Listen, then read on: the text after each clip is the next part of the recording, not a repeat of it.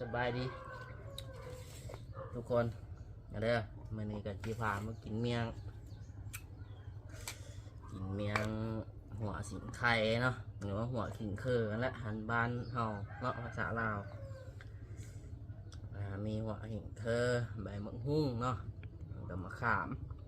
เหมือนทำนี่แหละแจ่วนะแจ่วนี่ก็เป็นแจ่วกระเดะหัวขิงเคอเนาะหัวสิงไข่หรือว่าหัวตะไคร้เนาะหรือใบมะละกอนะแล้วก็มะขามเนาะแล้วก็มะเฟืองเนาะจะกินให้เบิ้งเลยจั่วๆจ้ะนี่ตื้อ